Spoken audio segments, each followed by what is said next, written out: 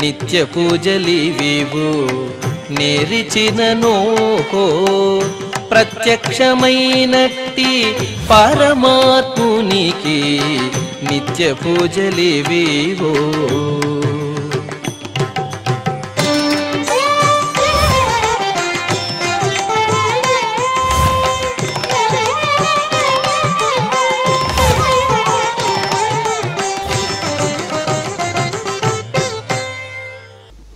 ఓం నమో వెంకటేశాయ. ఈరోజు ఆదివారము, శ్రీ క్రోధినామ సంవత్సరము, దక్షిణాయనము, వర్ష ఋతువు, శ్రావణ మాసము, శుక్లపక్షము, సప్తమి తిథి, స్వాతి నక్షత్రము, ఆగస్టు 11, 2024.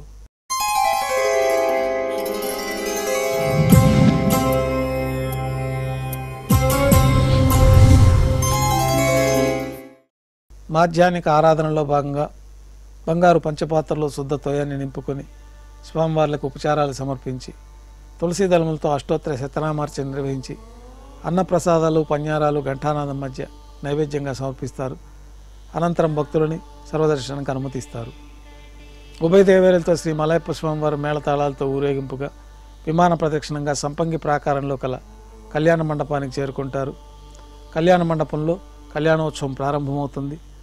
పుణ్యాహవాచనము, అంకురార్పణ, రక్షాబంధనము, అగ్నిప్రతిష్ఠ, స్వామివారికి అమ్మవార్లకి నూతన పట్టు వస్త్రాల సమర్పణ, మహాసంకల్పము, మాంగళ్య విశేష ఆరాధన, మాంగళ్యాల అభిషేకం, శ్రీవారి తరఫున మాంగళ్యాల అమ్మవారికి సమర్పణ, కర్పూర నీరాజనము, విశేషమైన హోమాలతో పూర్ణాహుతి పూర్తయిన తర్వాత మాలా పరివర్తనం అనే కార్యక్రమాన్ని నిర్వహించి ఉభయ దేవేరులను స్వామివారి చెంతకు చేర్చి ఈ సందర్భంగా అక్షతారోపణం అనే వైదిక కార్యక్రమాన్ని నిర్వహించి కర్పూర నీరాజనము, నైవేద్యము, తిరిగి కర్పూర నీరాజనంతో కళ్యాణోత్సవం పూర్తవుతుంది. కళ్యాణోత్సవం భక్తుల దర్శనం అనంతరం ఉభయ దేవేలతో శ్రీ మలయప్ప స్వామివారు మేళతాళాలతో ఊరేగింపుగా ధ్వజస్తంభం వద్ద కల అద్దాల మండపానికి చేరుకుంటారు.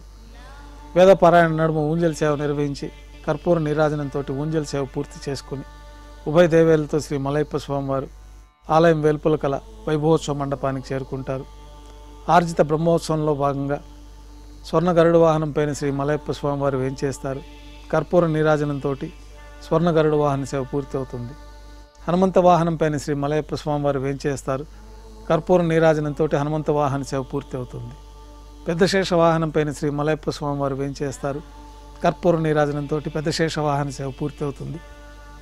బంగారు తిరిచిపైన మలయప్ప స్వామివారు వేంచేసిన తర్వాత ఉభయ దేవేరులతో కలిపి శ్రీ మలయప్ప స్వామివారికి కర్పూర నీరాజన సమర్పణతోటి ఆర్జిత బ్రహ్మోత్సవం పూర్తి అవుతుంది.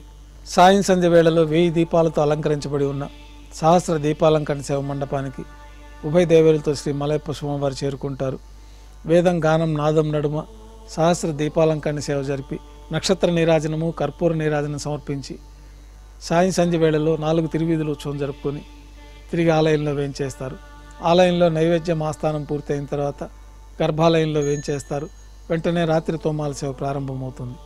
ఉదయం సమర్పించిన పుష్పమాలికలన్నీ సళ్ళింపు చేసుకొని గర్భాలయాన్ని శుద్ధి చేసుకొని పంచపాత్రలో శుద్ధ తోయాన్ని నింపుకొని శ్రీ వైకానస భగవత్ శాస్త్రోక్తమైన విధానంలో స్వామివారికి ఉత్సవమూర్తులకు ఉపచారాలు సమర్పించి కొత్త పుష్పమాలికలు మూలమూర్తికి ఉత్సవమూర్తులకు అలంకరణ జరిపి చతుర్వేద మంత్రాలతో మంత్రపుష్పాన్ని సమర్పించి నక్షత్ర నీరాజనము, కర్పూర నీరాజనంతో రాత్రి తోమాల సేవ పూర్తి అవుతుంది. తులసి దళములతో అష్టోత్తర శతనామార్చన నిర్వహించిన తర్వాత రాత్రి నైవేద్యంలో భాగంగా అన్నప్రసాదాలు, పన్యారాలు ఘంటానాదం మధ్య నైవేద్యంగా సమర్పించి తిరువీస నైవేద్యం పూర్తయిన తర్వాత భక్తులని సర్వదర్శనానికి అనుమతిస్తారు. కొద్ది విరామం తర్వాత ఏకాంత సేవలో భాగంగా రాత్రి సమర్పించిన పుష్పమాలికలన్నీ సళ్ళింపు చేసుకొని గర్భాలయాన్ని శుద్ధి చేసుకొని బంగారు పంచపాత్రలో బ్రహ్మ తిరువారాధన కోసమై బంగారు బిందెలోని తీర్థాన్ని సమర్పించి ఏకాంత సేవలో భాగంగా బంగారు పట్టు పాన్పు పైన కౌతుకభైరమైన శ్రీ భోగ శ్రీనివాసమూర్తి వారిని వేంచేపు చేసుకొని ఈ సందర్భంగా స్వామివారికి జీడిపప్పు, ద్రాక్ష, కలకండ కలిపిన మిశ్రమాన్ని నైవేద్యంగా సమర్పించి పండ్లు, దారోష్ణమైన గోక్షీరము నైవేద్యంగా సమర్పించి కర్పూర నీరాజనంతో ఏకాంత సేవ పూర్తి అవుతుంది. ఓం నమో వెంకటేశాయ.